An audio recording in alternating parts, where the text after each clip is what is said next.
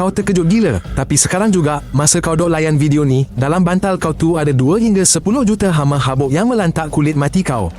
Lepas tu dia berak pula, betul-betul kat mana kau letak muka tiap malam.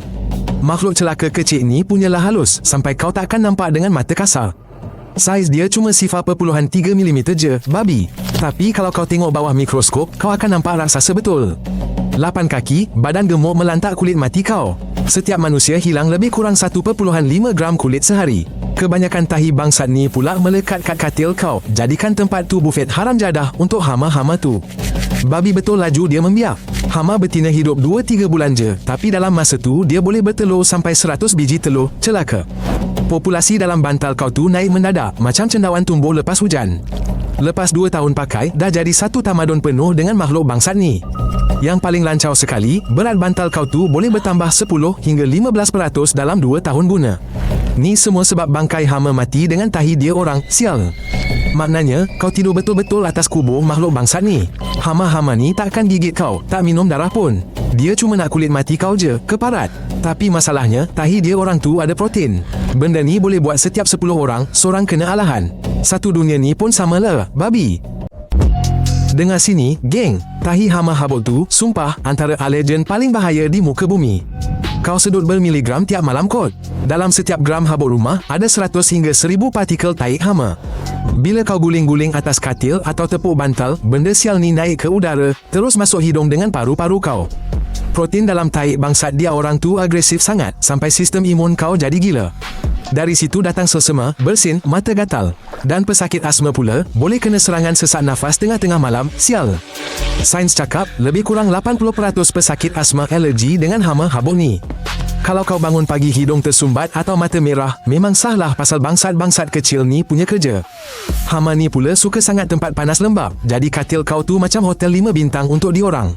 Suhu 20 ke 25 darjah Celsius, lembapan dari peluh kau 70 ke 80% dengan banyak gila makanan berupa kulit mati kau. Memang syurga jahanam lah bagi diorang, sial. Yang paling haram jadahnya, bila hama tu mati, bangkai dia pecah jadi partikel kecil-kecil. Benda tu pun berterbangan di udara dan sebabkan reaksi alergi yang sama. Jadi mati pun sama je bahaya macam hidup, setan.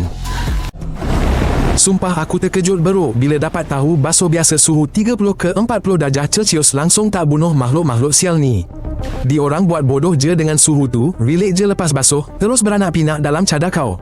Kalau nak betul-betul hapuskan hama habuk ni, kena suhu sekurang-kurangnya 60 darjah Celsius dan biar panas tu tak kurang 30 minit. Kalau tak, sebahagian dari bangsat ni akan hidup lagi dan dalam beberapa minggu, populasi diorang akan kembali macam asal. Yang lagi sial, bantal dengan selimut memang haram jadah nak basuh suhu tinggi. Isi dalam berketul, bentuk hilang. Ramai pengeluar pun tulis kad label maksimum 40 darjah Celsius, maknanya hama-hama tu kekal hidup senang-lenang. Bekukan pun tak membantu sangat. Memanglah, suhu negatif 15 ke 20 darjah Celsius tu hama mampus, tapi tahi dengan bangkai diorang tak hilang.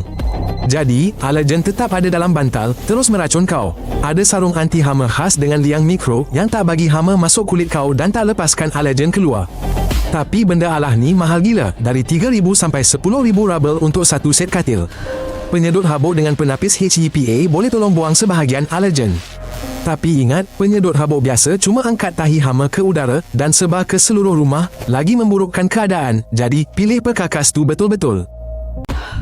Memang gila babi gila. Kalau kat bantal ada berjuta tungau, kat tilam lagi haru, boleh cecah sampai 10 juta sekaki persegi. Tiap malam kau tidur atas timbunan bangsat hidup mati yang berkerumun ni, sial. Tilam tu serap peluh sampai setengah liter semalam dari seorang. Semua lembapan ni bagi celaka-celaka tungau tu tempat paling ideal untuk beranak pinak. Dia orang masuk dalam sampai 10 ke 15 cm, pas tu hidup bertahun-tahun kat sana. Saintis dah ambil sampel dari tilam yang usianya lebih 8 tahun. Pas tu diorang terkejut beruk. Dalam beberapa sampel, berat tungau, taik dia dengan bangkai dia boleh cecah sampai separuh berat tilam tu, celaka. Kau boleh bayang tak jijik nak mampus macam mana? Yang paling kelakar bodoh, pengeluar tilam syurkan tukar setiap 7 ke 10 tahun sebab tungau ni lah bangsat. Tapi kebanyakan orang tidur atas tilam sama sampai 15 ke 20 tahun, terus jadi sarang alergen haram jadah. Cuci tilam guna wap memang boleh bunuh tungau kat permukaan, tapi yang duduk dalam-dalam tu hidup lagi, sial. Pas tu sebulan je dah penuh balik semua tempat. So ni cuma cara sementara, bukan penyelesaian masalah sebenar. Ada lampu UV khas untuk rawat cadar, kononnya boleh bunuh tungau. Tapi kajian tunjuk benda Allah ni punya keberkesanan tahap sampah je, buang masa.